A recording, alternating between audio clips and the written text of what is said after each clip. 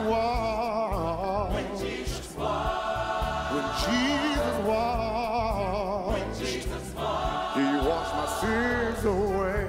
Oh, happy day. Yeah. Oh, happy day. Oh, happy day. Oh, happy day.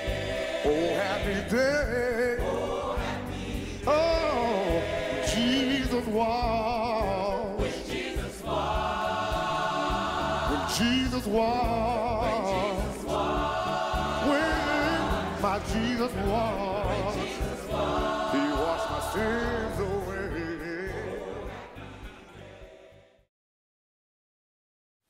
Shad and Steve. I'm going to introduce these gents to you through questions.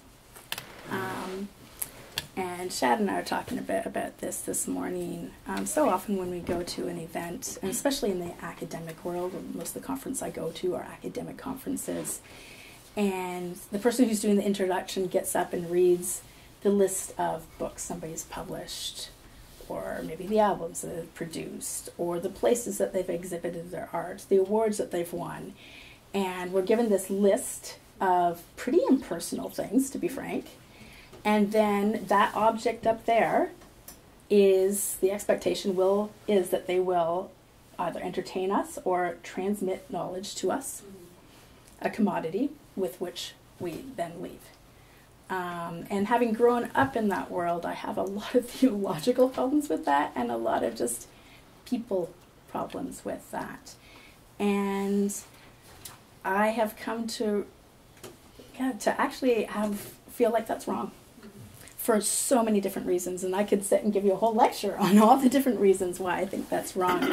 So you guys can go online and read everything these guys have done. You heard a few of those lists last night if you were at the event last night. But what I want to do now tonight instead is introduce you to Shad the person and Steve the person. And thank you for being here as people and as part of the community. And for being brave enough to be here with me asking you questions, because you both have probably figured out by now that I'm not going to ask you very normal questions. But I'm going to, be gentle at the start.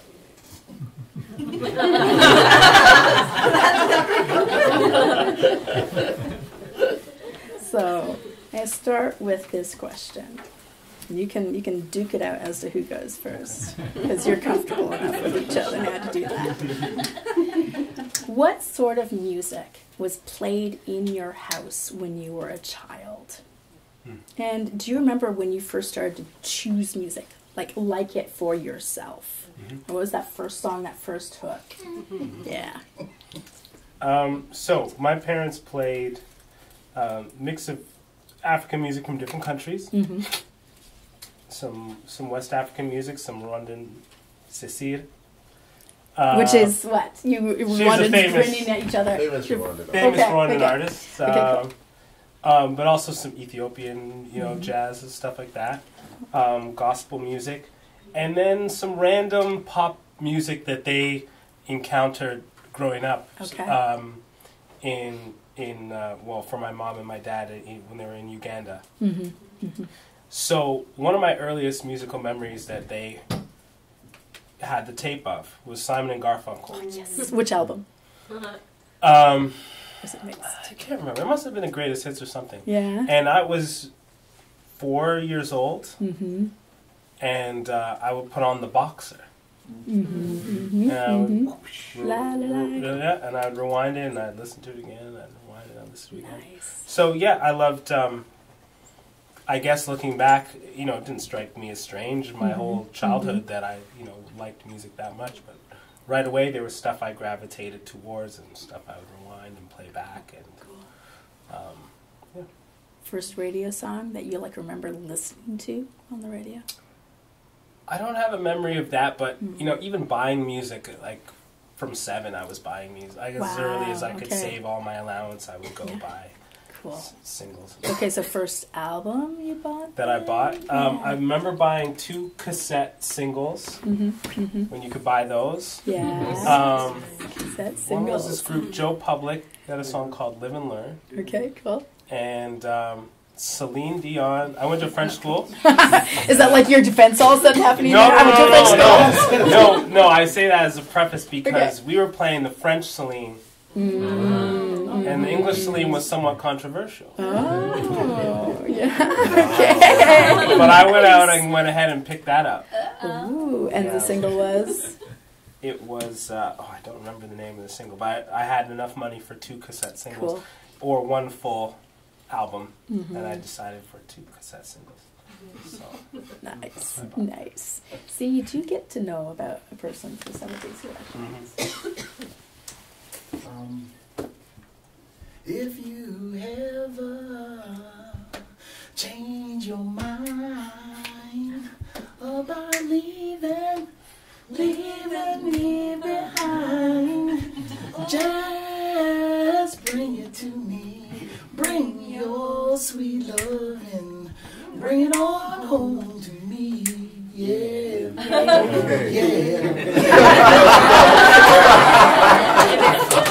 That's what my dad used to play. Yeah. Old Sam Cooke, he played all the oldies. My dad would sit in the study and he would play album after album. Yeah. And my mom would sit on the couch and she would listen, and then we would sit on the hardwood floors, me and my sister, and we would listen to what my dad was playing.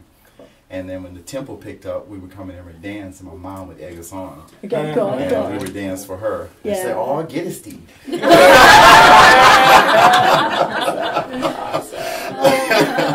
So that I have fond memories. Music is major, major, major in my life. It's major to my work.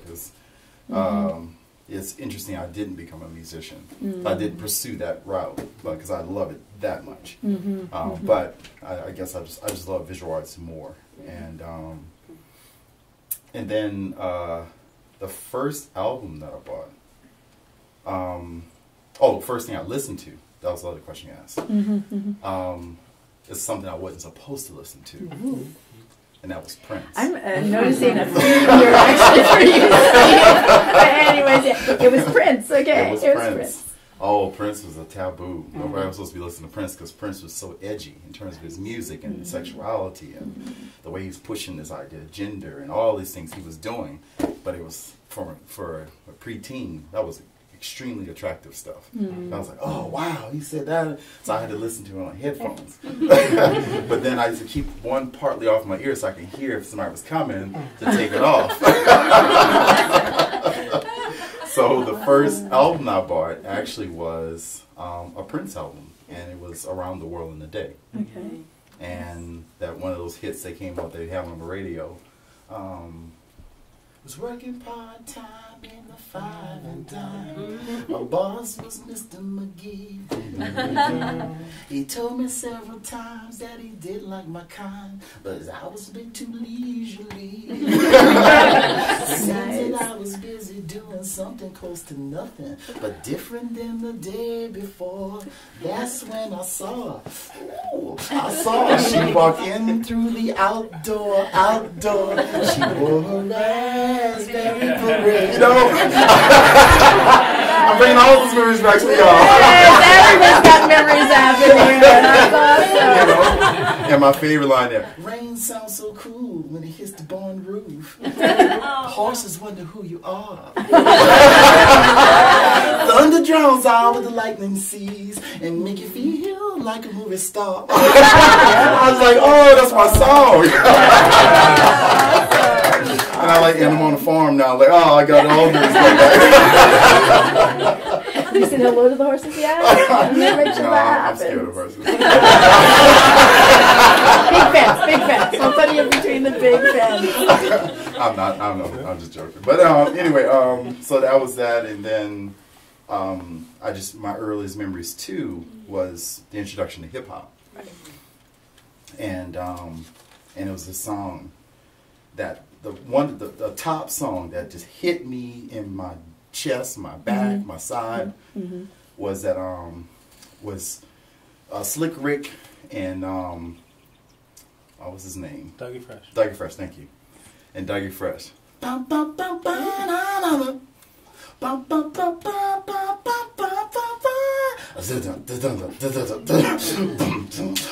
my God! I was like, oh, we were like, what in the world is this? And my friends, we couldn't. I put a groove on top of a groove on my album because I played it that many times. You know, this is called the show. And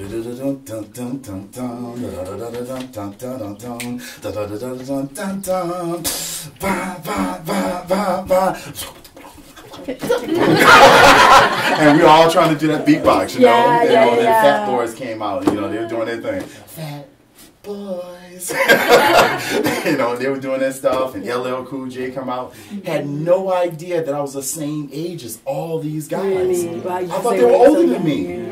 I thought all of them were like, I was like, oh, these guys got to be 20s and 30s. They were 17, 18 years old, 15 years old. And I was blown away by that, you know, later on. I'm like, Googling, I'm like, dang, you're born the same year. You know, but yeah. And so I've been a student of it. You know, it's just so great to be with Shad and just knowing that that's what he steeped his world in. And that's the world I love. Do you remember your first hip hop song? Well, hip hop was around as long as I've been alive. I know. So it's definitely different in the early. So this will just be a some new for you. Okay. So in Canada, one of our first artists was Maestro Fresh West. Wow. So he was on all the time, and this is like late '80s, and his style was very much like Big Daddy Kane, Rock King. Okay, he was our version of that. Got it. So that's one of my early memories of hip hop is that and. So we got a cool mix of, because of the Canadian content laws, we got a real blend of like our Canadian hip-hop artists and the American hip-hop artists kind of played side by side. So I have memories of all that from, being 6 years old and, did a rap in front of the school with my friend when we were 6 or 7. Oh, are you serious? Wow. Well, when you're 6 or 7, my sister is like, she's a performer, stage kind of person, that kind of thing. But as a kid, I performed on stage. And so we were in talent shows, and we won talent shows too as well. Nice. But we did replicas. Like the first one we did was Boogie Fever. Wow. You know? Boogie Fever. Boom, boom, boom. They got to boogie down. Amazing. Boogie Fever. Boom, boom. I think it's going around. I took my baby to the pizza park to get a bite to eat. And then she turned on the radio. It got the silent movement and the boogie sound. She got the boogie fever. So we did that, and the next year we did Hotline. Hotline. I'm calling on the hotline for your love. And we choreographed. We were. So we were on stage dancing. My mom got us all these costumes. The first time I was in the 3rd or 4th grade. Okay, awesome. And then the second time we were in it, I was like in the 4th. I was in the 5th grade, and then I did it by myself. I did a Michael Jackson song by myself in the 7th grade. Which one? What was that one I did? What's the name? I can't remember it. It's not one of the most popular ones. Okay. It'll come to me. Okay. The song. So if you break out in song, all of a sudden we'll know. Yeah, it'll flow back into it. I can't think of it right now. But anyway, I did that one by myself, and so the first year we were in 1st place, second year we were in 2nd place, and the 3rd time I went by myself, I went 3rd place. Nice. So anyway, so I was used to the stage, used to performing, and then puberty hit, and my voice just went. and then came Steve. And then the ladies loved me. Okay, moving on to the next one. Say it again. Mufasa. I'm sorry, guys. I think they can handle it. Sorry. There's multiple sides to me. We're seeing Multifaceted. Okay, moving to other sides. What about visual art? In your home growing up, What was there art on the walls? Were you exposed to art, or did you go to see art? What's your sort of first awareness of, again, art as something external that you could? Well, I told you about how bad I was at drawing. Oh, no, tell that story. That's beautiful. That's beautiful. You know, you're a little kid. You draw all the time. I was drawing all the time, having fun drawing. Then the kid beside me, I saw one day, drew with perspective. That's when I retired. I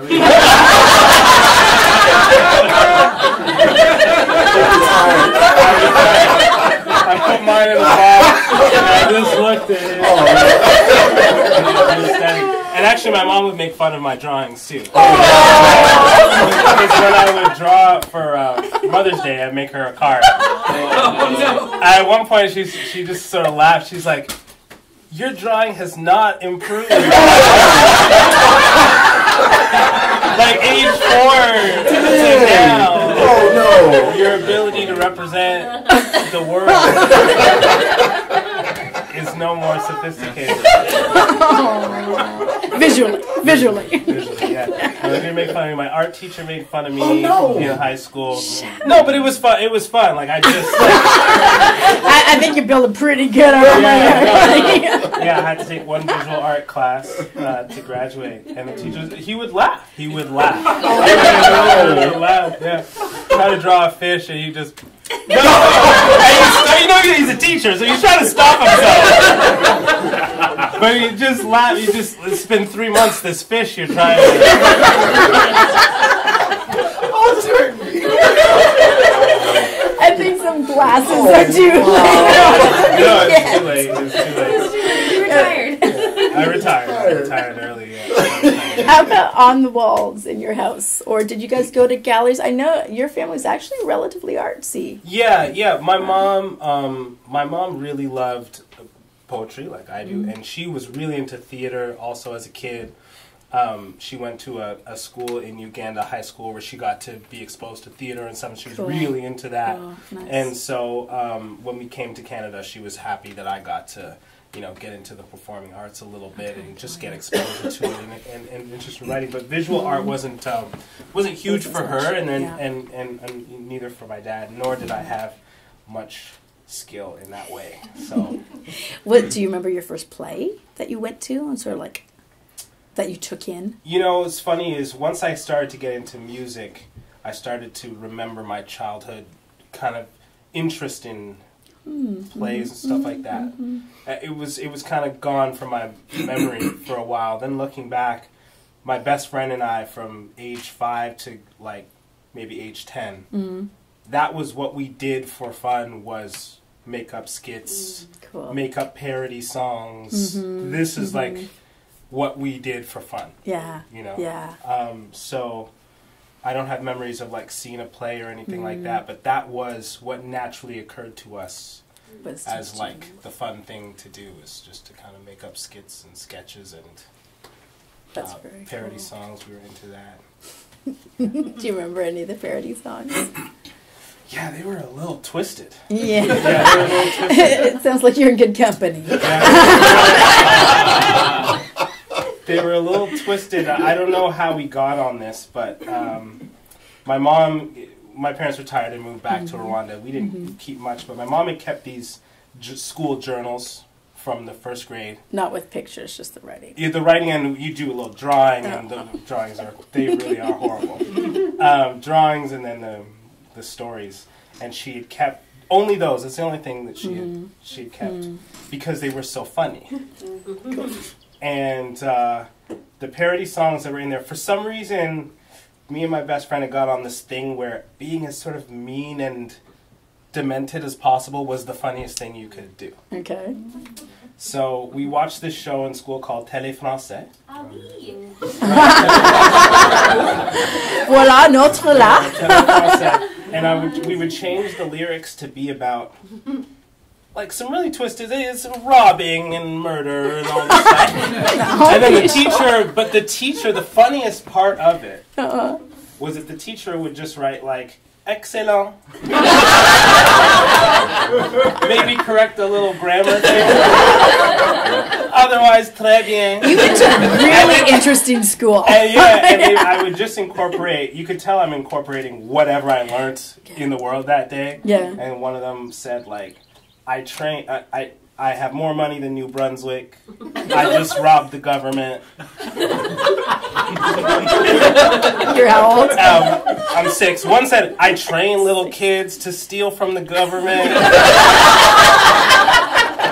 And the teacher just corrected how I spelled train. Yeah,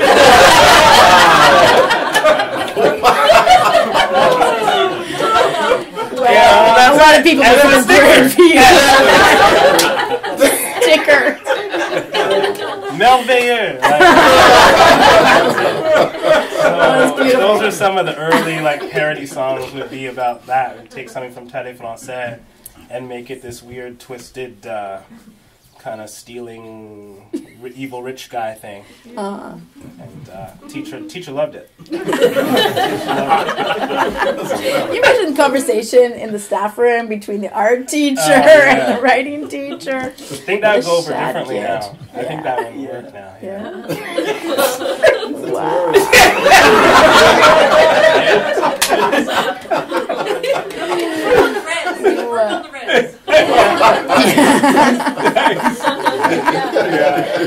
Wow. Well. Artwork on the walls in our house, we had a lot of it. It was the first thing I remember, my earliest memory art was a plaster cast of Martin Luther King, a plaster cast of John F. Kennedy, and they were about life size, and they were like profiles, and that was a constant in African American homes. Interesting. They have an image of Martin Luther King and an image of John F. Kennedy in the houses. The busts of their whole head. No. No. Relief. Oh, okay. It was made of plaster. Right. So they mass produce this stuff, and Right. the way a relief is done, you of course work with a flat surface and you build it out like a coin. Right. And the reason why I know they were mass produced, because I remember taking one off the wall when we moved from that first house that I was born in New Orleans. It was a shotgun house, and I'll talk about that in a second. But on the back, you can see the fact that it was poured into a mold, and you can see like the cream settle. No, it's like you can see that it was like extruded in there, because you can see that almost like the end of the drop on the back. And I remember looking at the back of it, and I thought that was interesting. And when I later learned about making art, I made the connection back to what I was investigating as a kid. And we had that on the wall. We had these two pictures of, like Victorian-looking pictures of a kid standing next to like a flower pot. And then there was another one. He was like, was he wearing blues velvet? Yeah. Yeah, the blue boy. The blue boy. The blue boy. Yeah, we had that. It was two on either side of the couch. Yeah. Did you have the pink girl on the other side? No, it wasn't a girl. It was two guys. Okay. And they had really curly hair. Yeah. And then our couch was like a light tan, but we couldn't sit on it. And it had plastic on it. So we never went to the living room. I never sat in the living room. Only time we sat there was when we took family pictures. Right. And the dining room, only time we ate in the dining room as a family was Christmas and Thanksgiving. Wow. We never ate at the dining room table. All of our meals were in the kitchen. And typically we ate separate. The kids, we ate together. My dad always ate in his room, and he had a tray, and one of us had to bring his food. Okay. So we would bring the food through the house, and we sat on the tray. Very, very, very, very strict household. Very militaristic, sexist, because like I never had to wash dishes. I never had to mop the floor. I never had to sweep the floor. My dad said, you don't do that. So we did all the work outside. So we had to cut the grass, wash car, paint the house. That's stuff we did. That's what the men's supposed to do. So there was separation. Yeah. And then we had artwork from my brother. My brother was an artist. He's 8 years older than me. Okay. And so my mom was very proud of anything he made, and it would be on the walls. And me, little brother, looked up to Big Brother, and I idolized him. And my brother talked my dad into letting him paint a mural on our wall. Now, one thing I was heavy into when I was a kid, my brother's a 3rd-degree black belt. I'm a black belt. And my brother first trained me before I went to school, so before I went to martial arts school. And so we did on Jibushido is a form that we did. And so he had an image of Bruce Lee on the wall. And he's in this kind of pose like this, with his eyes turning. And we had columns going back. And he painted, it was like the first iterations of glow-in-the-dark paint. And he painted that on the edges of the column. And Bruce Lee is like this, with his mouth like that, and he had a dragon behind him. And he made his chest glow in the dark. So when the lights went off, the chest would glow, the mouth of the dragon would glow, and all the columns would glow. And then I used to get the kids in the neighborhood, this is my entrepreneurial skills came in, I would get them to pay me a nickel to look through the window, look at this mural. You couldn't even go inside. I would pull my window out and say, get up on this can. And the reason why I didn't get up on the can, because in New Orleans, our houses were on pillars. Because if you flood, get up there, which it did nothing for Hurricane Katrina. But nonetheless, our house was sitting up on that. And our house was a house that always stayed open. Only time it got closed was at 10 o'clock when the news came on. On the front door. The back door always stayed open. And so I always knew whenever I came home, I never had a house key. Because the door was always open. So anyway, so that's what I remember about art. You asked about museums. I did not go to any museums. My parents were not into art like that. And I think a lot of that was also a holdout from segregation in terms of my parents. And one of the stories that my dad told me and my brother, now mind you, my dad, I'll tell you, was very dictatorial. And he would come to our room, and please don't think I'm exaggerating when I say what I'm about to say to you. He would give us 2 to 3 hour lectures straight, nonstop. And he would just and everything would be covered. And he would say almost the same thing over and over again with lectures. And I would hear my dad's footsteps coming down the hallway. My heart rate would pick up because I was scared. But he would come around and he'd just be fussing. And he'd be talking about the black man, what the black man is doing. He'd talk about what the white man is doing. And he'd just be going off and just going off, just railing. And then we were just sitting there. I had the ability to sit and listen. My brother didn't. And that made it worse. So he would get more mad at him, and they'll make the argument last long. And I couldn't tell my brother, he's 8 years older than me. And I'm like, man, just chill. Just sit here and just take it, and then he'll be gone. But my brother would be, and then that'll elevate him. And I'm like looking, trying to figure this out, trying to make it work. So anyway, my dad told us a story one day. He was working at the New Orleans Country Club. This is before I was born. My brother was the only one in the household at the time. And my dad had to wear a white jacket, black pants, and a black bow tie. So he was working a double at this country club. And so my dad called for his boss and asked him if he can go use the bathroom. His boss said no. He said, you leave that post, you're fired. And my dad was like, really got to go. And the boss went to walk off, and he came back and got a cup. And he said, here, piss in that. I'm telling you, these are the exact words my dad told me as a kid. And I'm listening to it, and I'm like, wow. So my dad, he was going to urinate on himself, so he actually urinated in the cup behind the bar. This is a grown man in the 50s. And you can imagine what that means for a man. I mean, even today, but even for in the 50s, because of the level of the pride. My dad was a military person, and to be humiliated like that. And my dad knew he had to hold into a job because New Orleans is very cliquish. And he knew that he lost that. These are people in power. And that can just blackball you and keep you out of everything. So that's why he did it. And then I found out later down the line, my dad had a nervous breakdown. This is before I was born too, as well. So these are stories that when I heard these things that happened in the past, then I began to understand why my dad was arguing the way he was, why my dad was so angry, why he was saying these things. It wasn't just because he was crazy, it was because of what he went through. And what he went through his entire life. And then the kicker of it all is I found out my dad was an artist that I never saw. My My How'd dad you buried learn it. The way I found out about it, I found out about 10 years ago. And my dad passed away last year. And I found out 10 years ago. And where I found out was, we were in the country where my dad grew up, was New Iberia. And they said, well, you know, your dad was an artist in high school. I said, my dad? An artist? He said, yeah, he was the best drawer in the school. He can draw anybody.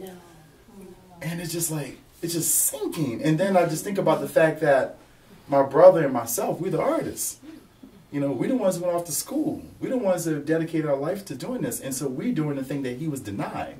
So we're living out that dream, you know, and it's embedded in us. And so that's one of the reasons why me as an artist, and I do what I do, and I think about the things that my dad had to go through to provide for us as a family, then what I do, it is extremely serious.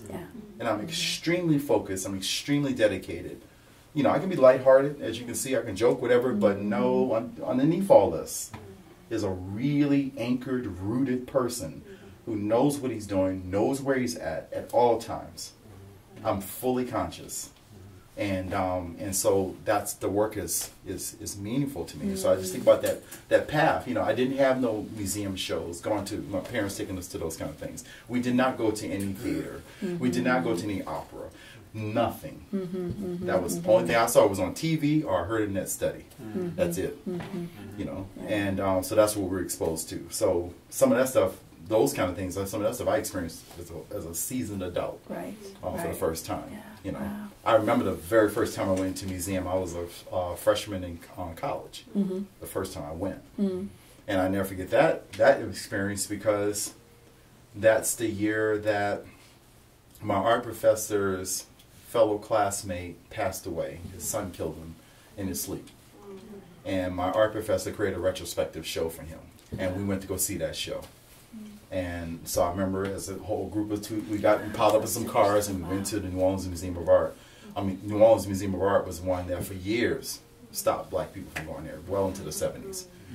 And so I remember going there and seeing that show. And you know, I always had a love for art, and that love for art came from the story I told last night. For those who weren't here, it's a story. My dad was also a stickler for reading, and one thing I didn't tell everybody last night was he would drop books off to me, and he would say, read it, and come and give me a report on it. So I had to read the book, and I had to go in the room and give him a report, and I could not fake it. I couldn't fluff it, because my dad read the books. So I would come in the room, and I'd be like, such and such happened, and blah blah, and in the next chapter, blah blah, and I had to recite it. And then I recite the book, and then he'd drop another book off. The last book I remember him dropping off for me was The Life and Times of Frederick Douglass. And that's a big thick one. He dropped that off on my bed. Read it. And so I came in there in segments to go through that, because I would read sections of it, because I didn't read all. It took me a while to go through it. But anyway, that was another thing. So these are all these things I remember shaping me, and you know, and we had all these. I forgot the part of the story. So I had all these encyclopedias on the shelf, and he had like 3 or 4 sets. And as a 5-year-older, I went over there and I found the letter M, and I pulled it off. And I was flipping through the book, just looking at the pictures. And I got to the middle of letter M, and there was an image of Sybil from the Sistine Chapel. And Michelangelo created it. She's sitting there holding her arm across her body, holding like a scroll or something, and her eyes are cocked to the side. And I saw it, and I said, oh, wow, that's amazing. So I took my hands and I carefully tore that page out. Yeah, I know. I got it out clean too. It didn't break back in. I got it out. I took my time and pulled it out. I'm a 5-year-old and pulled this out. No ruler. No ruler. I freehand pulled that thing out. I got it out of the book. I went and got myself a piece of typing paper. I got a pencil and I laid down my belly. And this is in the Shotgun House. Shotgun House in New Orleans is a house where all the rooms line up to each other, and there's one door on one side, and they call it a shotgun because you can shoot a gun from the front door out the back door. Right. All right. It is actually a housing style that actually came out of Africa, and it gets translated to Americas, and it's all across the South. So from Texas to Louisiana, Alabama, Mississippi, Georgia, Florida, into South Carolina, you'll see this housing formation there in these different cities. So we grew up in a duplex. Our next door neighbor was Miss Barron. Miss Barron used to bake cookies for us all the time. And one day I went over and shot an eye with a water pistol. Anyway, back to the books. This is good stories are good, Steve. So I'm on my belly, I'm drawing, and over my shoulder, this voice comes from out of the heavens, and he goes, "Ooh, Steve,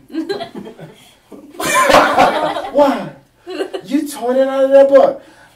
"No, I didn't." So of course I did. And so I'm running through the house. I'm telling Mom, "Nah, don't tell Mama, don't cry. Don't tell Mommy, I didn't mean to do it. I don't know what happened." So anyway, I tore it out, but I never forget that moment because I get to school, and you know, when you're in kindergarten and so forth, and they ask you to stand up, and tell your name, and what do you want to be when you grow up. So I would stand up and I said, "My name is Steve Prince, and I want to be like Michelangelo." And so I never forget saying that. And for years, and still to this day, he's one of my absolute favorite artists, you know, that I've drawn a lot from. And then the next thing that hit me as far as art was Marvel Comics. I did not like DC Comics, I'm sorry. The artwork was inferior to Marvel Comics. In my opinion, I was able to see it. You can clearly see it. And then what? Superman, he's an underachiever. But anyway. He got all that power. Look, what he run out of Lewis Lane. Come on now, really? So I know it's wrong. But I love the Marvel characters, and I particularly loved Captain America. And I loved his partner, the Falcon. And so I loved that. And that was one of the first times I saw a black character. So my first art drawing was drawing comic books. And I used to I used to make my own stories from those characters. And somewhere along high school, it dawned on me, it's like, wait a minute, there's just no black characters. And there's no female characters, black female characters. So I started inventing characters.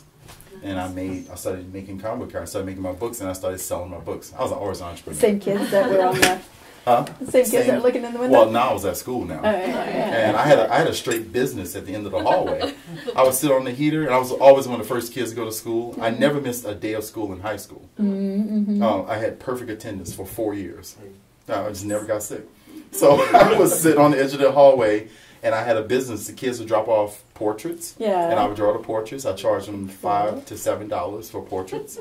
And I would come to school, and I had a big duffel bag full of portraits. I had them all rolled up and a rubber band on it. I had your name written on the outside. I said, "Where's your money?" You're not getting the pension until you give me the money. They say, "All I got is $2 a day." "All right, you got $3 more bucks to go. Get it to me tomorrow." I never give them the artwork. And I would come the next day, "You got your money, man." "I got $1 there." "All right, down $2 more, man. We good." And then I was selling the pieces. And then I had a thriving business. And my best customer was a guy named Greg Viron. He really stretched me because he came over with 4 of his friends to my house. I made sketches of all of them stand on the porch, and I made them all a band performing in concert. So I had him on the guitar, I had the drummer, and they told me who everybody was, and I made the whole concert poster for him. So anyway, the stories just keep connecting and connecting on and on. My next question, in some ways, ties back to some of the things you tapped into, but I'd like to hear more for you beyond that. It's a simple question, but music, visual, how about books? You've talked a bit about poetry, and I know books are important to you. What books did you grow up? What books do you remember being important books in the house? Were there?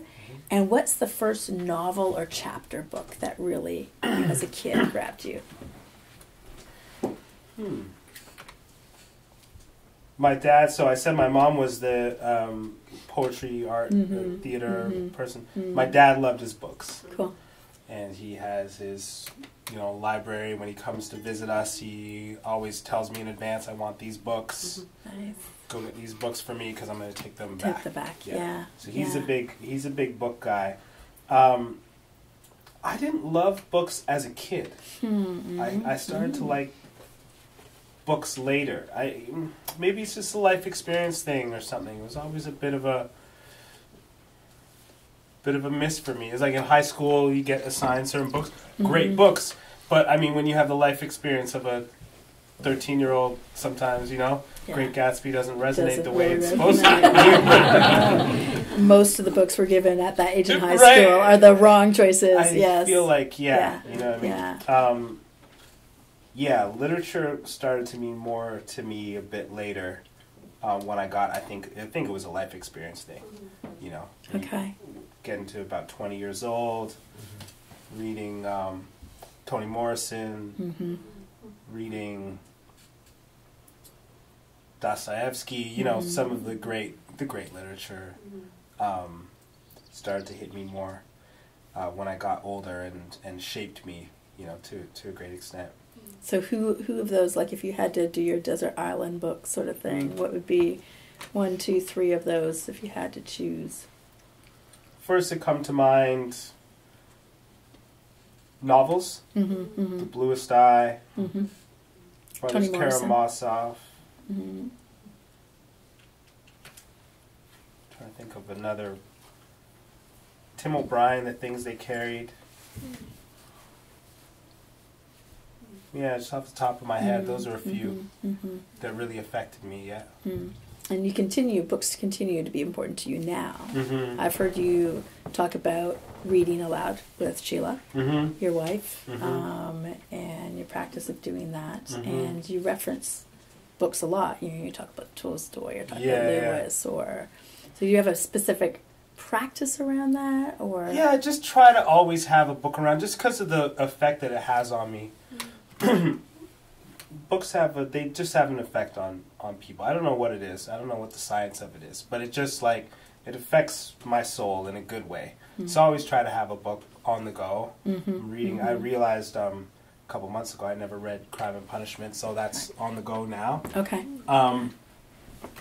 But as much as I like books and I feel shaped by books, I feel like I'm a music guy. I'm not a book guy. I have a little theory about that, which is that when you love something, you love it when it's not great.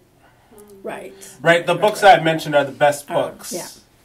Right. It's like once. Of course, you like them. Do you have a brain? Like if you've encountered them, you're gonna like them. Right? Whereas if you ask me about music, when people I know that really like books, I'm like, what are you reading? They're like, I'm reading this book. It kind of sucks, but Right. Yeah. It's bubblegum, or it's I'm reading this one is really good. Then there's these 3 I'm reading there.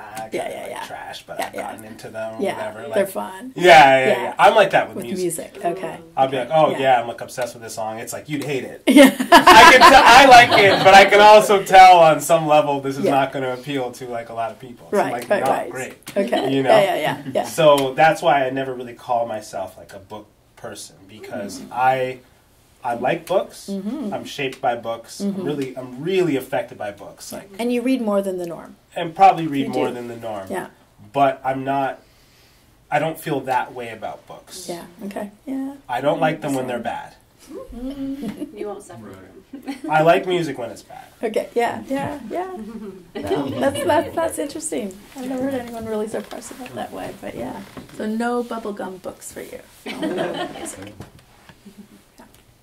How about you? Do you remember the first book that you enjoyed reading?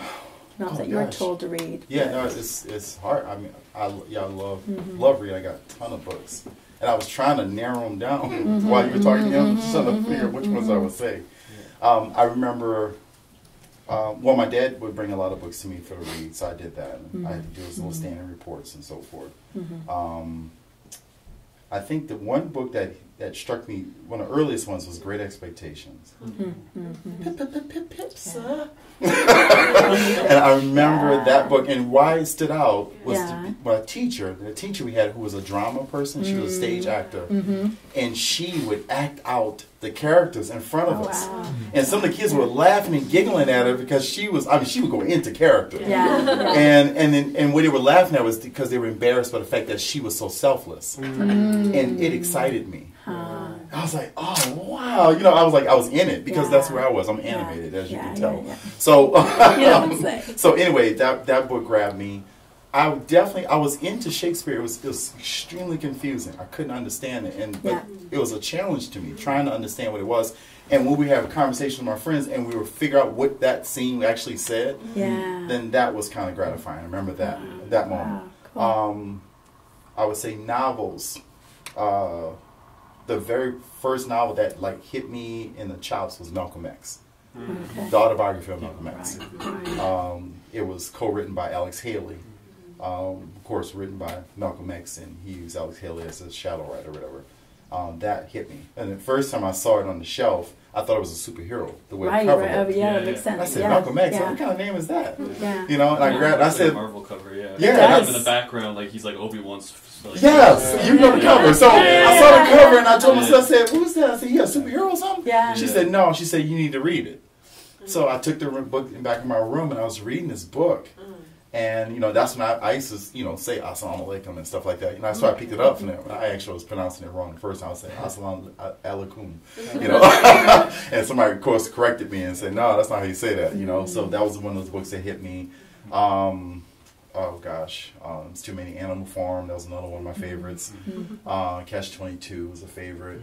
I was majorly, it was Edith that wrote Mythology. Edith Hamilton. Thank you, Edith Hamilton. Okay. Now, I peeled back pages for that book because I that love was which book? Mythology. It's called Mythology. Okay. Yeah, so it told all those different mythological stories. Okay, nice. So okay, cool. I can rattle off any of those for you. Yeah. And my favorite mythological story is Icarus. I love that story. And I've told that story through my art in multiple ways. And the first where I used it was in 1999. I created a series called Icarus Avenue. Okay. And that's when I was a youth director at a small church in Southeast DC. And I saw what was happening in the community. And so I created a tale that was based on my Catholic upbringing, which is based on the Station of the Cross. And so I basically created this woman who was called out by a guy from the community. Her name is Jessie. And Jessie is like a type of Christ, and she gets a calling from God. And I made panels for this series that documented her walk through the community. But I flipped all of the Stations of the Cross and gave them a different meaning. Okay. So, like, for example, Jesus Falls for the First Time. Jessie was going to her friend's house, and she basically had a bout with drugs, and she falls out. And she's going there to fight against this demon that actually got her arrested. And so she's going to her house, and she's carrying this cross, and she's praying over this woman.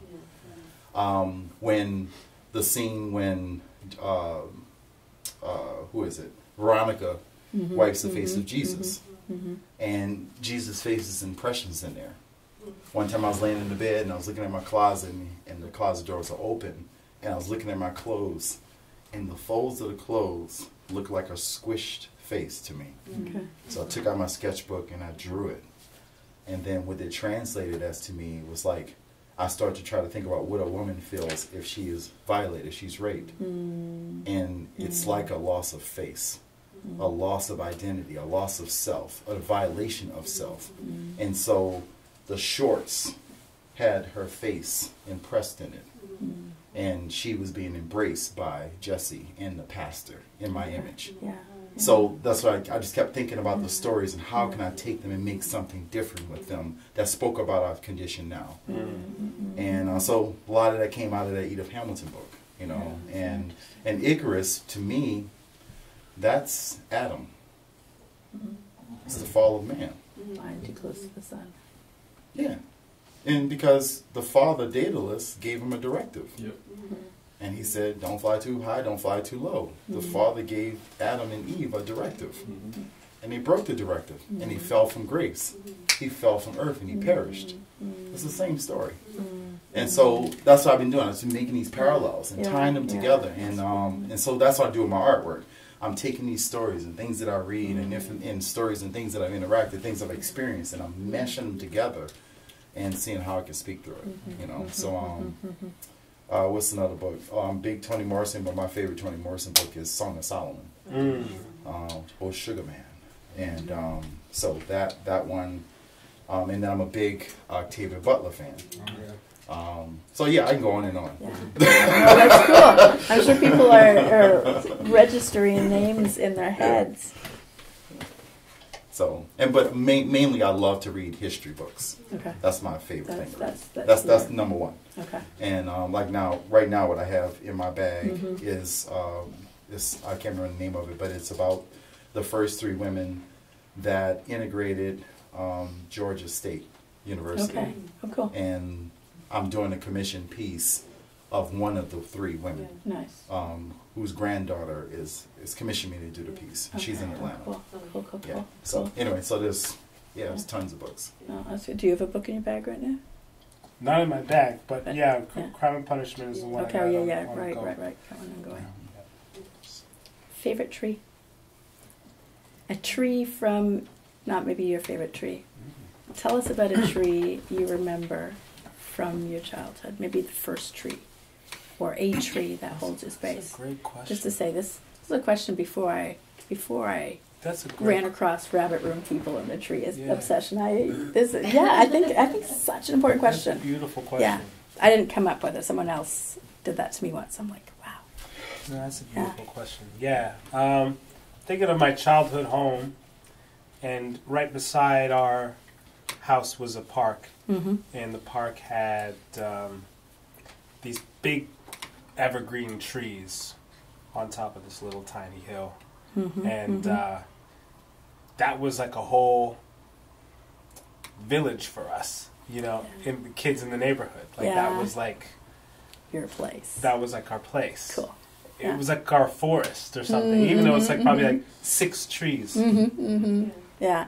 But that was like where we played. Nice. And used our imaginations, and 6, 7 different games could live in that space, you know.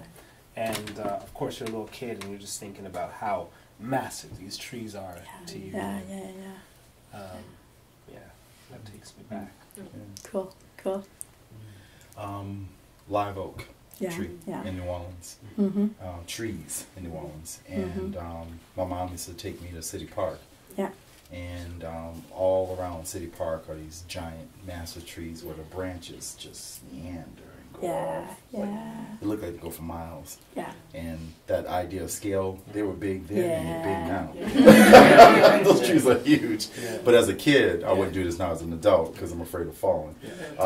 But as a kid, I would run on the branches and run along them. And just be running and balancing. I would never do it now.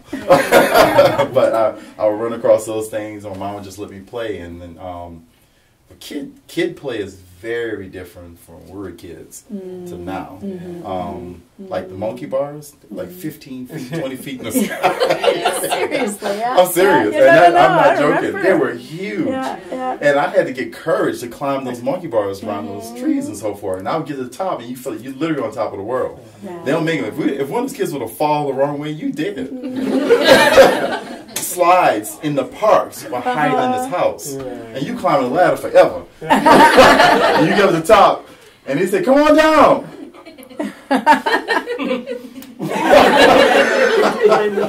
And you get on down, and the next kid's behind you, ready to go. Come on, man, go down. And you get down that thing, you slide down, you feel all the butterflies in your belly, But I remember it. But the trees, it was live oak trees. Those are the greatest memories. Cool. How about body of water, or is there a river or a lake or? Stream? I'd probably have to go with the creek near my house, fed into the Thames River in London. Yeah. That was also a whole other world for us. There's a Thames in London too? Yeah. Okay. Sadly, there's an Avon in Stratford, Perth over here, Tay. That's it. Yeah. So, but that creek also was a whole universe to us. And, in London, Ontario, that was also, nature, like, really, it was full of garbage, I'm sure, and there's a trickle of water, but, like, that was to us, like, Galapagos Islands, you know what I mean? Like, it was really, like, wow, nature, but that was like London, Ontario. I remember going on a geography trip in grade 10. We had this very funny teacher that the kids kind of dismissed because he was very dry and like talked in this really sort of dry way. But he was like a Southern Ontario savant. He knew every single thing about Southern Ontario. Wow, okay, cool. And I would sit beside him because I was the only kid. You guys know he knows literally everything. He couldn't look anyone in the eye, and he talked in this really dry. The actor Ben Stein, like like that, yeah. Like J.I. Packer. Yeah, he talked like that. Talk like that. Yeah. So I sat beside him. We went around and and he showed us like London. He's pointed at one point. That's the highest elevation in London, 60 meters. So it's not a very majestic landscape. But that creek was very, I had some of my favorite days of my childhood exploring that creek with my neighborhood friends and my sister and stuff, and we really felt like, we were doing something special. Yeah, and you were. And we were. Yeah, that's beautiful. Well, my favorite body of water growing up in New Orleans was Lake Pontchartrain. Now, that's a body of water that I enjoyed, but I never got in. I don't really care for getting in live lakes. I have a thing about it. The ocean is nothing. If I get in the ocean, I'm probably going as far as my knees can go. Yeah. I'm not swimming in the ocean because I'm like, other things live out here. I do have that real phobia, and I'm like, I'm not trying to get bit by a shark because I'll be the one. Like, look at that one. He's brown. He already cooked. Let's get it.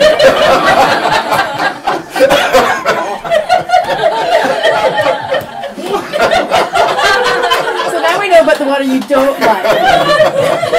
But I love the water because it has so much, Lake Pontchartrain has so many great memories because right at Lake Pontchartrain was a place called Pontchartrain Beach. I'm sorry, not Pontchartrain Beach. It was called Pontchartrain Beach, which was an amusement park. And they had this old wooden roller coaster there called a Zephyr. And so we used to go to Pontchartrain Beach, you ride on that, and then, which is literally right against the water. And then by the time I got to be a teenager, that was our hangout spot. Okay, cool. And so as teens, we were all out there, and I was a designated driver because I'm the one who didn't drink. And so but I still try to perpetrate. So we would go to the liquor store, and I would buy Hawaiian punch, and I stick it in the bag. I'm over there like just perpetrating. They said, Steve, what you drink? I said, man, you don't want nothing. This is that hard stuff. And my friends would bust me out. They said, man, he drinking Hawaiian punch. I said, no, man, you don't want nothing. This stuff is spiked. And I'd just be playing it off, but I got all my friends home safe. I got everybody home, so I saved a lot of lives. But at Pontchartrain Beach, but then it has a little kind of a traumatic memory associated with it too, because the black people would congregate on one side of Pontchartrain Beach, and they'd be loaded down with their cars, and we'd be all like, nobody's doing nothing. I mean, really, just. It was a meat market, more or less. The guys trying to talk to the girls, and the girls stay in their little cluster, the guys stay in their cluster, and we try to push somebody out to go talk to somebody. It's that thing. Yeah. It's that little game being played. And then some guys had some nice cars, and they had a little, some kind of paint job on it, whatever, or they have a little low kit on it or something. And then police would come in and break us up. Lights flashing. Everybody needed to disperse, clear the park. And we like, dang, where are you going to go? So everybody would leave. And I remember one time we left, and we went down the opposite way towards Robert E. Lee, which is no longer called Robert E. Lee now. Okay. After not Hurricane Katrina, after the pandemic, you remember in the States, they started attacking a lot of these structures that have been long-standing representations of Confederacy and so forth. So Robert Lee was translated into Tucson, La Overture. Okay. And so that's not what that section is called. And but anyway, back in the day it was called Robert Lee, so we went to that side of the beach, and that's where all the white kids were at. And they were there at the exact same time that we were on the other side of the beach. But they had no disturbance to their space. So we rode over there, and a few of us rode over and just kind of infiltrated into that space. We stood out, and it was, and they had a whole little different vibe going than what we had on our side and so forth. But that was, again, just that education about these disparities and these inequities, and so, but even though it has that wonderful memory to me, that was a place I love to go to and see, that I love the body of water, but I never got in it, but it also has some negative elements associated with it too. I think that's life. At least that's complicated. Yeah. Okay, this isn't a complicated question for either of you. It's maybe my nicest one before we wrap up with a couple harder ones. Time limit, boys. You can't. This one, there'll be a time limit on the answer to this one, okay? Okay.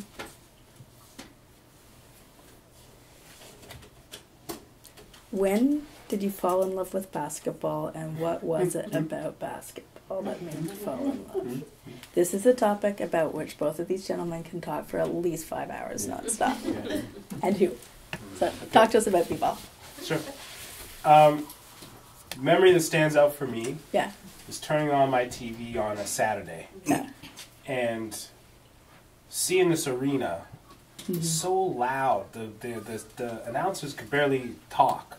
Okay. It was so loud. Wow, yeah. But it like, wasn't was it, the like NBA. the people were so loud, or? Yeah, just everyone was just going nuts in this Okay. arena. But it wasn't the NBA. I was like, what is this? And came to see this is college basketball. And just frenzied stadium. And this was 1991, I think it was, or 1992. I was just starting to watch basketball. Yeah. Is that the Duke? Is that Duke? It wasn't Duke. But yeah, it wasn't Duke, North Carolina, but that would be crazy. But it was the Fab Five, Michigan. Right. Because we would get Michigan games, like, my hometown is just 2 hours from Close Detroit. enough. So we would get Michigan games. Sorry, Michigan. It's all good. Okay. And it was this team of Fab Five. They're a very kind of culturally important basketball team because they sort of represented a new approach to the game, you know, and style of playing. And me and my sister just fell in love with this team, and we, you know, bought Michigan T-shirts. We'd wear them when we would watch the games, and we made posters and watched on TV. Yeah. And that was the same year, you know, Jordan won, and the same year of the Dream Team. So, like, 1992 was just like a big year for basketball. Yeah. And I was 9 or 10, so I was starting to get into it. So that was really, like, when I got into it. Yeah. Yeah. And it was because of the vibe? It was the vibe, you know, it was the vibe, and it was, yeah, I guess the sport was just getting increasingly popular and just hit me at a certain age where, like, that's kind of where I really got into it, me and all my friends, and that's what we played all the time. Cool. I have to tell a beautiful parallel. I was living in Ann Arbor when the Fab Five was there. Oh, wow. I was in grad school. Wow. Wow. See, I thought I was offending you because I know Michigan State. I was living in Ann Arbor. I was commuting from Okay. Ann Arbor to East Lansing. Oh, grad wow. school, 65 miles away from each other. Yeah, yeah. So I was on campus while that was happening. Yeah. That's amazing. And I just, 91, I finished undergrad at Xavier University of Louisiana. Okay, Yeah. crazy. I just wanted, I love the fact you were saying that. I was like, I You were was there. sure I was there. Yeah. You were literally there. Yeah, I was there. I mean, hugely important, you know, in terms of basketball culture and everything. That was a huge moment. Yeah. Well, the moment, I was slow to love basketball. Oh, really? Really. Yeah. I was a track person. And martial arts. And those are my two sports. And a friend of mine by the name of Darren came to me and said, man, Steve, let's go try out for the basketball team. I said, man, I can't play basketball. He said, man, you can do it, man, you tall. And I was like, that's about it. I said, I can't play. And I'm telling you, I played absolutely no basketball. So he begged me to come try out with him. So I said, all right, I'll do it. So he said, well, look, we got to go to the park and go practice. So we went down to this park at Gentilly Terrace. And we went to go play, and I immediately got picked up because they looked at me, and they saw the height, and they said, well, he know you can play. You on my team. And then we started playing, and then that's when I got exposed. And it was the worst, it was one of the worst feeling moments I've ever felt in my life, because they started dogging me so bad. They were throwing the ball off my head. Oh, they was putting it between my legs. They was like, "Well, you sorry, you're big for nothing." Oh man, I ran home. Yeah. I ran home. I ran all the way back home. I was in my room. I was crying. And my brother coming around, man, what you crying for? And I said, man, I went down to the park, the kid was dogging me. And he said, man, you need to suck it up. He said, how you gonna get better? You gotta get there and play. I said, they dogged you right there, go out there and play some more. And I'm like, I don't want to play. And he's like, no, man. He said, no, you ain't gonna be no punk like this. You gonna go out there and you gonna play. So I'm like, all right. So then anyway, I was like, yeah, I'm gonna go play. So then I went up to go play for the basketball team. I'm still sitting on the sideline, and we all had these little ponchos on, and they all had numbers on them. So we're in the gym, and I'm watching the dudes on the basketball court. And I'm like, I need to leave this gym because there's no way I'm gonna get on this team. So then something dawned on me. I said, I can't dribble. I can't shoot. I can jump. And I said, I can get that ball. And that's all I did. I ran out there. Anywhere the ball went, I was like a torpedo. I was on it. And that's what stood out to the coaches. And I started to realize that that was an excellent thing for me to do. Because I wasn't trying to be outside. I just did one thing. And I did that one thing very well. Yeah. So anywhere that ball went, I was a madman for it. And I would get it. And I would get the ball like right by the rim and grab it. And then throw it to another guy on my team. So he's a team player. Unselfish. He's not worried about scoring. I threw that ball away. Got it to the next guy. And then the coach came to me and told me. He said, son, Coach Armbruster. Our piece fell. He's bald head. He said, son, we know you can't play. He said, but we think we can work with you. You have great jumping ability. And he said, we're going to put you on the team. You're not going to play. And he said, well, we're going to work with you every day. And you got to work really hard. We probably think we can make you into a player. And he did. 2 years later, I had several scholarships all across the South. And I got a full scholarship at Xavier University of Louisiana playing basketball. Before that, I played 0 basketball. But they made me into a basketball player. Literally every practice, every day after practice. And I would sit on the bench. You know what the only times I got in the game? Was for the jump ball. That's it. And I was at a time, when I was in high school, it was before the shot clock. So it was about control. And so there would be times where you would have the ball for like 5 minutes. And it was passing. It was about the flex. It was the flex offense where it was constantly pass and move and cut, pick, pass, move and cut, and we got layups. That's what we were going for. And that's that Naismith kind of stuff. I wish you guys could have seen these guys. I thought about telling them at church last night, and I didn't. I told them at over dinner that this is the first year we've had the public event in Carlton Place. And every year before, we've had it in Josiah and Calvin's dad's church where they grew up, which was the church that James Naismith went to. And they were so gutted. I was like, man, I leave 1:30 on Monday. Yeah. Carlton Place is a nice place, but Almont's got James Naismith. Yeah, and all of us who grew up in this area, we all know basketball was created.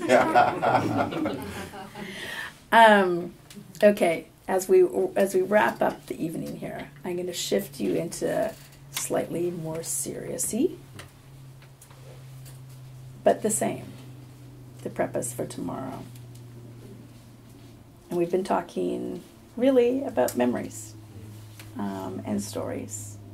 Some lot of funny ones, laughter, but some difficult threads through there and some difficult ones too. And these are my serious questions to close with. And they're not philosophical questions, but the last one is maybe more philosophical. But first, can you share one of your earliest happy, funny memories?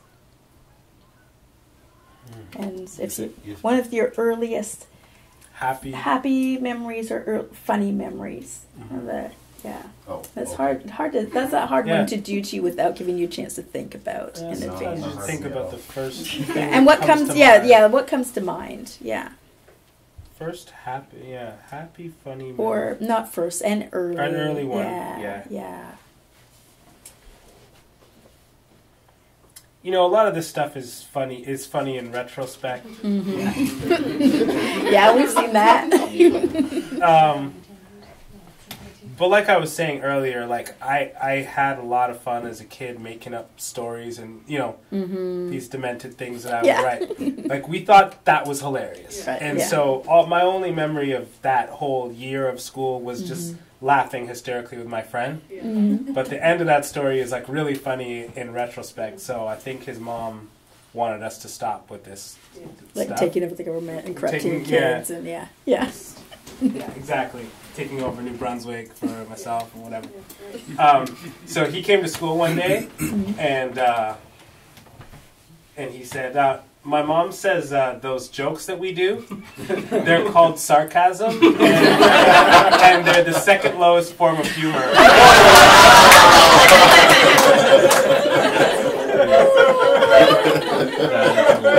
Did you tell him what the lowest form was? No, we were both like, oh, man.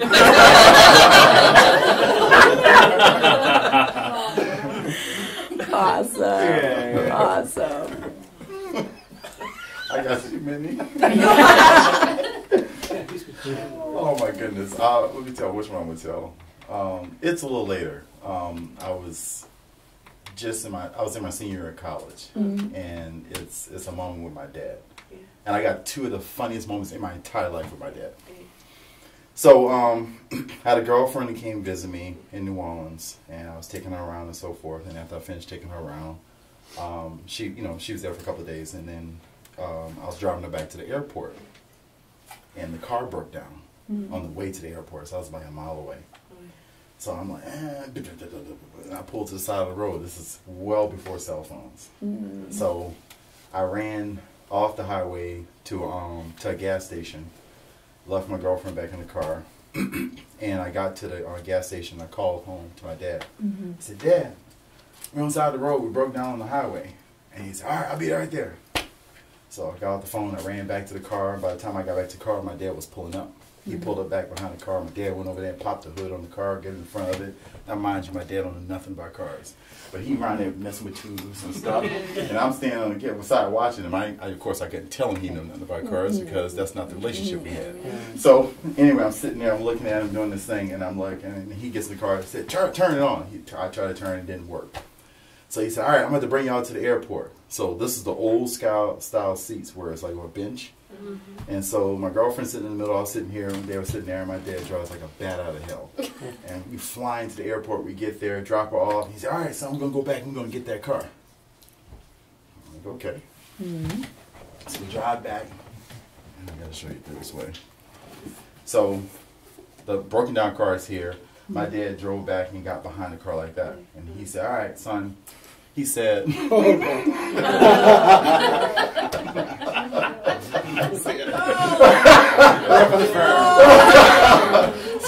he said, son, I'm going to get in the broken car. I want you to get in this car, and I want you to push us back.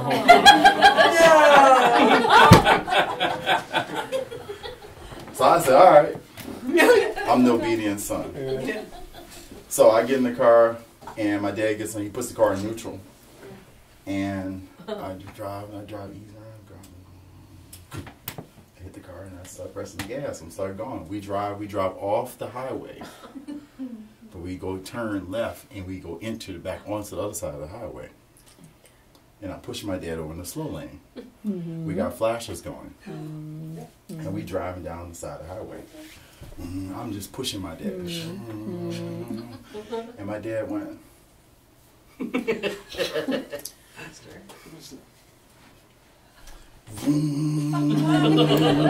going about 35, 40 miles an hour down the highway. And we're driving, and I'm driving along. I get the music bumping in the car. I'm pushing my dad, and my dad in the car, he goes like this. And I was like, no. Dang. I said, this is not safe. So I pressed the gas some more. Boom. So now we're going about 55, 60 miles an hour. Going down the highway. I am pushing my dad 60 miles an hour down the highway. My dad's sitting there. I said, you got to be kidding me. I'm in the back of the car, so I press the gas. We're going 70 miles an hour. I thought, Kirstin, you got to know that I'm not lying about the story. I had not changed the numbers. We're going down the highway 70 miles an hour. We're going so fast I was able to leave him. And he was... That's how much momentum I put into the vehicle. And I'm driving beside him, my dad in the car like this. And I'm in the car, I'm bumping like this. And I'm like, yeah, Dad. So I saw him start to slow down. So I slowed down, got behind him, boom, pushed him again.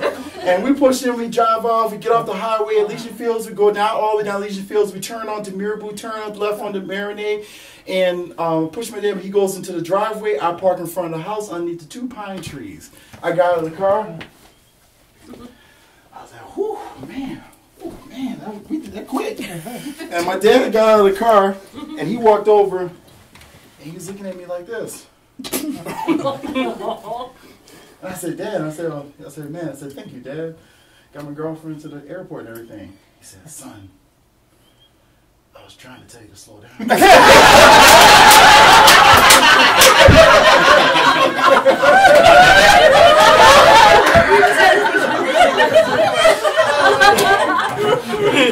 I laughed. The way I'm laughing now, I laughed and said, wait a minute.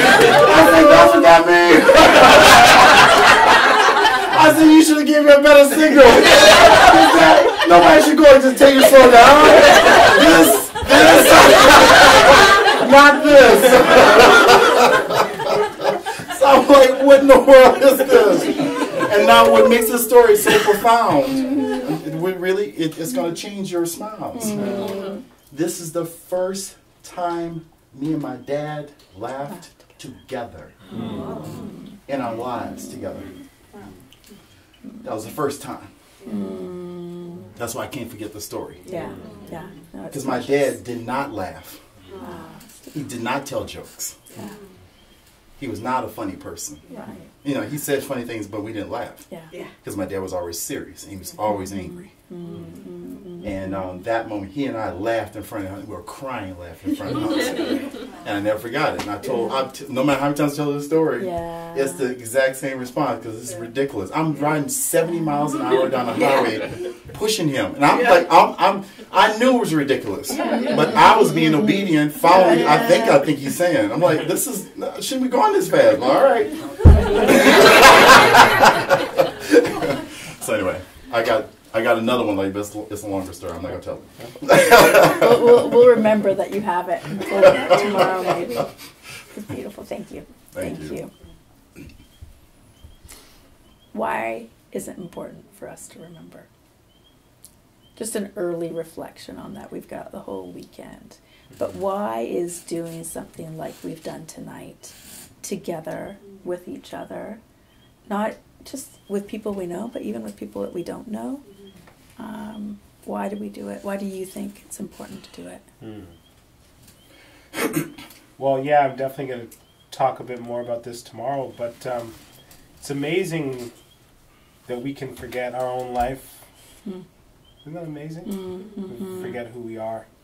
We can forget where we are. We can forget what's right in front of us. You know, you asked me about the trees. I was suddenly like right there. I found I was working on Hip Hop Evolution, the show, and asking these people about some of them about 20, 30 years ago. You know, in many ways a lifetime ago for some of them. And I really felt like a lot of my job was just to try to be excited about their life so that they could be excited about their life. Yeah, cool. Yeah. Because they would forget. They're like, when I was a kid, that whole thing. And then suddenly they're like, that was that cool. It's like, yeah, that was cool. You know, my whole job was just to reflect back, like, that was amazing, you know? And they're like, I guess that was amazing. Yeah, then this happened, you know? But we can take our own lives for granted, and we can forget. So, you know, there's many reasons, and we'll talk about them all weekend. But, you know, for me, I'm always struck by how easy it is for us to just forget our own life. Yeah. It's really easy. Yeah. There's a beautiful richness in what Shad just shared. And for me, I think it's embedded in this idea that comes out of Ghana, Sankofa. And moving forward while looking back. The Sankofa bird? Is there a team member here that can turn around and show what Steve's talking about? That bird back there? So could you explain? Because most Canadians won't be familiar with the Sankofa bird at all. Well, the Sankofa, like I said, it's an Adinkra symbol coming out of Ghana, Africa. And they have a whole series of these symbols. Another one of my favorite ones is called Gainami, which means I fear no one but God. And another one is called Aya, which basically means like endurance, perseverance, and stuff like that. So there's a whole series of these kinds of words, and they've taken them and they turn them into iconography. That's in the everyday. You see it on people's clothing, you see it in jewelry, you see it in building structures, you see it in fences. It's everywhere. It's like it's around you, and it almost becomes to the point where you see it and don't see it.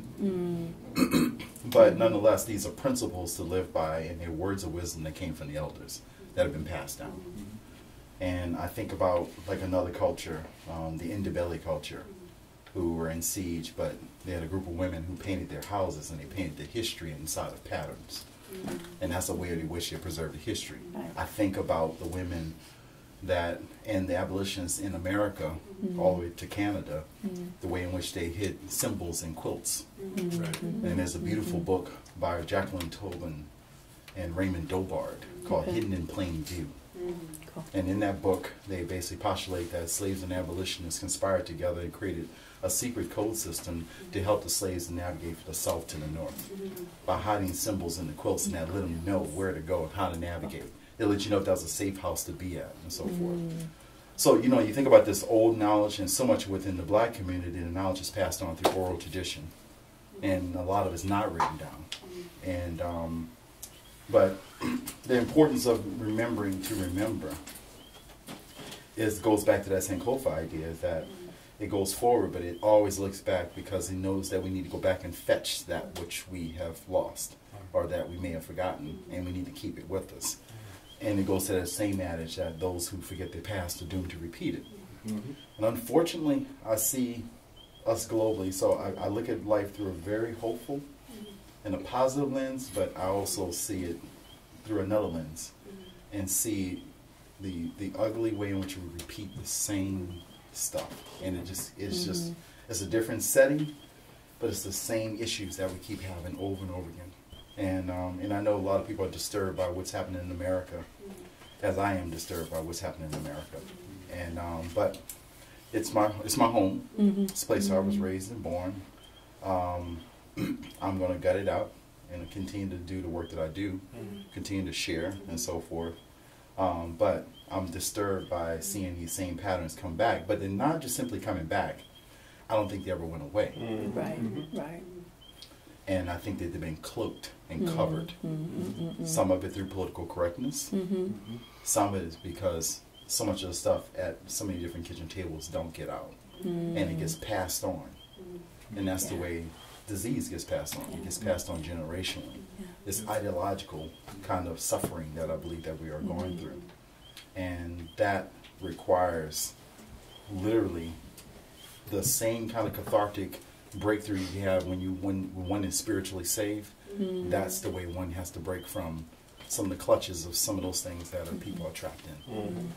And if they don't go through that, no matter how many times I talk, no matter how many places I go, no matter how many pulpits I stand in, no matter how many street corners I stand on, no matter how many art pieces I make, there won't be change unless that change happens in the individual. But I hope that the work that I do is at very least a spark. That's why it's important. Sparks make fires. Yeah. We haven't talked a lot tonight explicitly about faith, but I hope you've all seen the threads of that woven throughout. And I know you folk know that that is one of our big cults for those of us of faith, is to remember.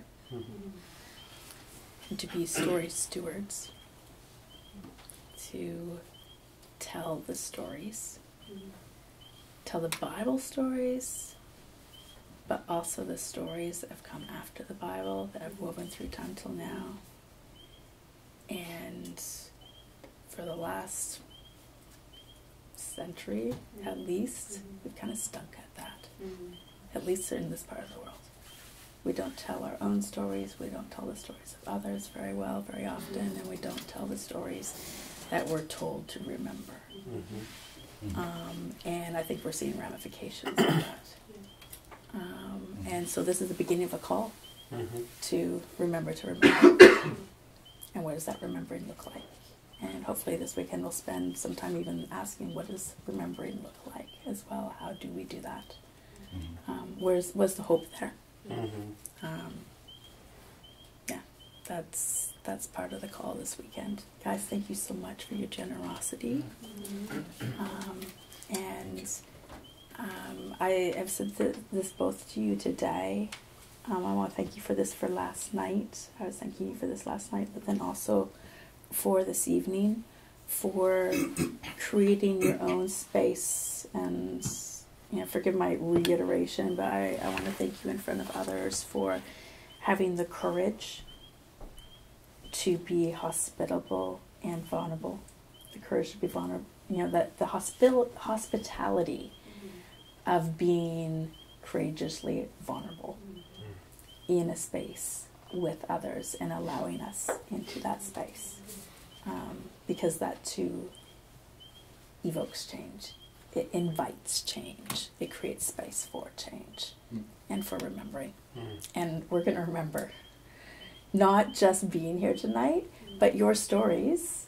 Some of those stories we're going to be carrying now and remembering those stories with you on behalf of you and sharing them with others. So thank you so much for that. Thank you.